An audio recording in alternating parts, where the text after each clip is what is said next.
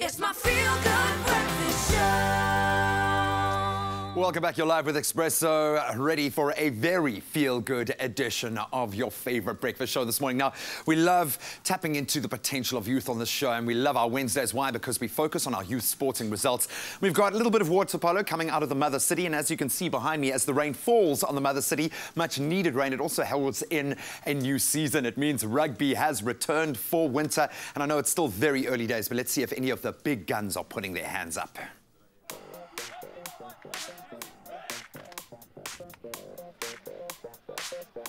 Our first stop for this week's sports review is Cape Town for water polo. Rhythm Constantia hosted Polo Gymnasium in a boys under-19 match. In the build-up to the Rhythm fixture this weekend, we focused a lot on our defence. Our aim was to build our attack off a good defensive base, and again, I think we did that for the first 2.5, three quarters of the game, and then unfortunately fell apart a bit at the end. Rhythm won the match quite convincingly in the end with 11 goals to 5. Polroos can walk away with their heads held high, though having faced one of the strongest teams in the province, and there's still time in the season to work on performance. Going into today's game, we knew Rhythm was going to be a tough match, so we tried to focus on defense, worked a lot in the pool defense. We did a lot of fitness, making sure that we can counter-attack, because we knew they were going to be fast. We went into the game a bit too confident, and we messed around in the first half. We leaked a couple goals, or they were leading for most of the first half, but yeah, we made a few critical errors on defense and resulted in them scoring too many goals. So defensively, yeah, it was a bit of a nightmare. But second half, we picked it up quite a lot, and the intensity increased, and we started scoring a lot more goals and managed to pull ourselves back.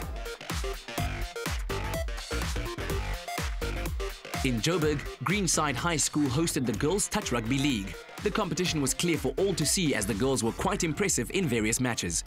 We're looking to empower young people in the sports. It's not only about the sports itself, but it's about empowering young women to participate in a healthy lifestyle. It's very friendly and like teams involved, and you get like in touch with the community and everything, and it's just a lot of fun. Like if guys can play rugby, surely girls can have some fun as well playing touch.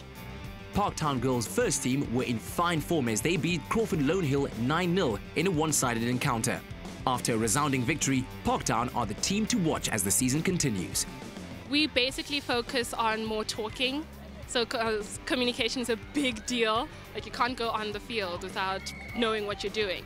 So basically our thing is just to communicate. You can have the speed and everything, but without communication you don't exactly know what you're doing.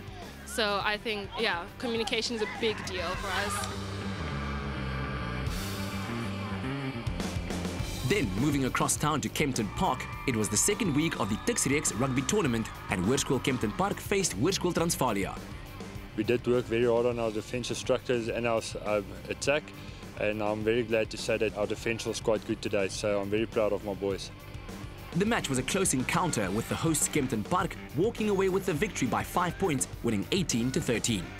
We came off a very big game last week with very strong points and stuff, but this was just one of those days that everything went wrong. We didn't play our structure, and that's why we lost. I'm very pleased with the game. It went good. Transvaal came out the bang. They were a good competition, but I'm glad the boys put it through and we could get the victory. In the other results from the Expresso, most of the teams couldn't seem to find their home ground advantage. Hoërskool Pietersburg lost at home to Monument by 13 points to 85. Hoërskool Rustenburg also lost at home against Garsfontein by 17 points to 32. Klerksdorp lost by 14 points to 49 to Nelspruit, while over at Hoërskool Florida, the home side lost to HTS Middelburg by 29 points to 38.